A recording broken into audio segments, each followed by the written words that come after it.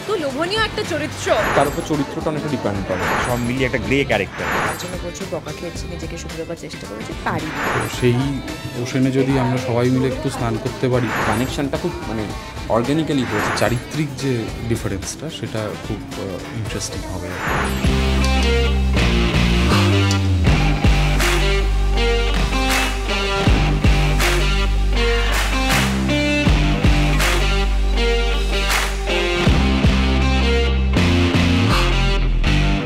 সাহিত্যের গল্প, ছোট ছোট গল্প মিলে অ্যান্থোলজি হয়েছে এবং আমার মনে হয় যে আমরা খুব এনরিচড সাহিত্য নিয়ে, তো আমরা যত গল্প পড়ি না কেন আমাদের ভান্ডার শেষ হবে না। তো খুব কম হয় তো সাহিত্য নিয়ে গল্প, খুব বেশি কিন্তু হয় না, মানে আরও বেশি হওয়া উচিত যা হয় তার থেকে। তো ওরা যে প্রথমে ডিরেকশন দিচ্ছে এবং প্রথমে এই জিনিসটা ভেবেছে, সেটা আমার খুব ভালো লেগেছে এবং ওরা নিজেরা খুব ক্লিয়ার যে ওরা কি চাইছিল। তারানাথ আর মাতু পাগলি তো মনে হয় এখন মানে সব ফ্যান ফলোয়ার সব থেকে বেশি তারানাথ আর মাতু পাগলি। আর মনোজ সেনের শিকার, যেটা খুব ফেমাস গল্প, তিলোত্তমা আর পূর্ণেন্দুর গল্প, যেটাও আমরা সবাই খুব পরিচিত। তো এই হচ্ছে আমাদের মেইন ক্যারেক্টার। এরপর তো তার সঙ্গে ভূত তো আছেই। আমাদের বাংলা সাহিত্যের তো কোনো শেষ নেই, মানে it's an endless, it's an ocean.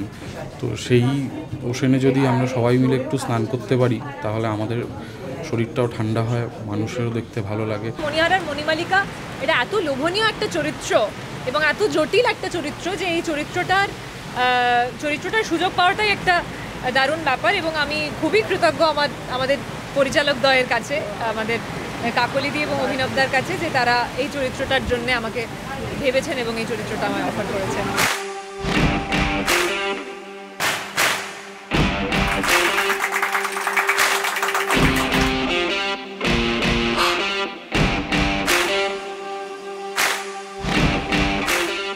আমি যে গল্পটায় রয়েছি সেটি মনোজ সেনের শিকার। এর খুবই একটি মানে খুবই ফেমাস একটি গল্প। সেখানে পূর্ণেন্দু চরিত্রটি করছি এবং সেই চরিত্রটির ব্যাকগ্রাউন্ড আমি বলতে চাইছি না, যারা জানেন না তাদের জন্য নতুন এক্সপিরিয়েন্স হিসেবেই থাক, যারা জানেন তারা তো জানেনই। তো তবে চরিত্রটি খুবই অন্য ধরনের চরিত্র এবং তার মধ্যে ভালো আছে, তার মধ্যে খারাপও আছে, তার মধ্যে সব মিলিয়ে একটা গ্রে ক্যারেক্টার। এরকম পিরিয়ড পিস বাংলায় হয় কম, সাহিত্য নির্ভর ছবি, এবং তাতে এরকম লুক অ্যান্ড ফিলে অভিনয় করতে পারাটাও একটা আমাদের কাছে নতুনত্ব। সুতরাং সব মিলিয়ে খুব ভালো অভিজ্ঞতা। তারানাথ সচরাচর আমরা দেখেছি, তারানাথের যে ভার্সন আমরা বাংলা ছায়াছবি কিংবা ওয়েব সিরিজে দেখেছি, সেটা হচ্ছে তারানাথের তান্ত্রিক হয়ে যাওয়ার পরের ভার্সনটা, যেখানে বড় চুল, বড় দাড়ি। এবং আমার একটা সবসময় এটা খুব ভয় আছে, মানে আমার মনে হয় যে একজন অভিনেতার ক্ষেত্রে সে কীভাবে মেকআপটা নিচ্ছে তার উপর চরিত্রটা অনেকটা ডিপেন্ড করে। তো আমি প্রথমেই ভয় জিজ্ঞেস করেছিলাম কাকুলি এবং অভিনবকে যে আমার তো দাড়ি অত বড় করা খুব টাফ, বা বড় চুল আমি একটু বাড়াতে পারি। তখন ওরা বলছেন না, আমরা তারানাথ তান্ত্রিক হওয়ার আগের ভার্সনটা ধরছি, এখানে মাতু পাগলির সাথেও দেখা হয় প্রথম। এইটা আমার প্রথম ইন্টারেস্টিং লাগে, কারণ এই ধরনের মানে মাতু পাগলির সাথে ওর কোনো সিরিজ বা কিছু আমি সেরকম দেখিনি, যেখানে ওদের ইন্টারাকশন হচ্ছে, যেটা তারানাথকে মোটিভেট করছে তান্ত্রিক হওয়ার জন্য বা দীক্ষা নেওয়ার জন্য। গল্পগুলো এত পরিচিত, এত জনপ্রিয় যে সত্যি আমাদের মনে হচ্ছে it's very very tough to do. But কাজ করতে যখন আমরা শুরু করেছি, যখন স্ক্রিপ্টটা রেডি হয়েছে, তারপর সেটা নিয়ে যখন আমাদের প্রি প্রোডাকশন হয়েছে, লুক সেট হয়েছে, কাস্ট সিলেকশনস হয়েছে, আমাদের কাছে ধীরে ধীরে ধীরে ধীরে ওটা ইজি গোয়িং হয়ে গেছে। অ্যান্ড তারপর সবাই technical team, cast, crew and all সবাই এতটা সাপোর্টেটিভ টিল নাও যে আমাদের মনে হয়নি যে আমরা প্রথমবার ডিরেকশন করছি। মণিহারায় ফণীভূষণের চরিত্র খুবই একটা একচেটিয়া চরিত্র, কিন্তু মানে আমি মানুষ হিসেবে যেরকম সেরকম একেবারেই চরিত্রটা নয়। তো কাজেই নিজেকে অনেকটাই টিমিড করতে হয়েছে আমাকে এই চরিত্রটা করার জন্য, কারণ ফণীভূষণ এমনিতে খুবই টিমিড একটা চরিত্র, এবং প্যারালালি যেখানে মণিমালিকা এত পাওয়ারফুল একটা ক্যারেক্টার, সেখানে দাঁড়িয়ে আমার মনে হয় আমার আর অমৃতার যে চারিত্রিক যে ডিফারেন্সটা সেটা খুব ইন্টারেস্টিং হবে আর কি। গল্পটি শুরু হচ্ছে যে তারানাথের বাড়িতে তিনজন এসেছেন, সেখান থেকে গল্প শুরু হচ্ছে, যে যার গল্প বলছে এবং তারানাথকেও বলছে তোমার গল্পটা বলো।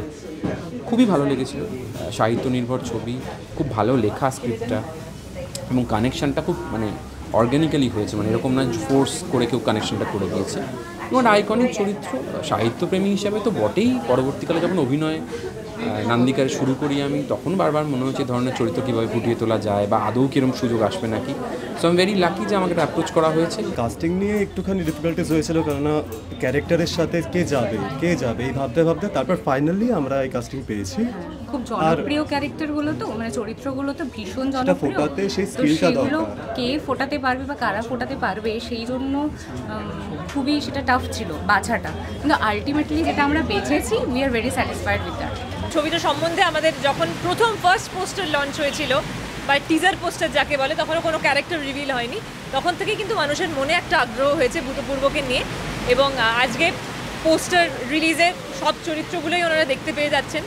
এবার আগামী দিনে টিজার এবং ট্রেলার আসতে চলেছে, আমার মনে হয় তাতে আরও খানিক আগ্রহ বাড়বে এবং দর্শকরা এই ছবিটা আমার মনে হয় আমরা আশা করছি যে হল ভরিয়ে হলে গিয়ে দেখবেন। দর্শকদের এটাই বলবো যে আপনারা সব সময় আমার কাজ প্রচণ্ডভাবে ভালোবাসা দিয়েছেন। আমি কৃতজ্ঞ আপনাদের প্রত্যেকের কাছে, আমি অভিভূত, আমি কৃতজ্ঞ, এবং আমি আজকে যা আপনাদের জন্য, আপনাদের ভালোবাসার জন্য। তাই এইভাবে আশীর্বাদ এবং ভালোবাসা দিয়ে যান।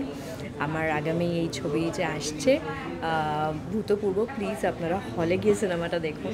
ওরা প্রথমবার কাজ করছে, আশা করি আপনাদের খুব ভালো লাগবে। এবং আমাদের বাংলা সাহিত্য নিয়ে যখন সিনেমা হচ্ছে আমাদের আরও বেশি সাপোর্ট করা উচিত। সো প্লিজ আপনারা হলে গিয়ে সিনেমাটা দেখবেন।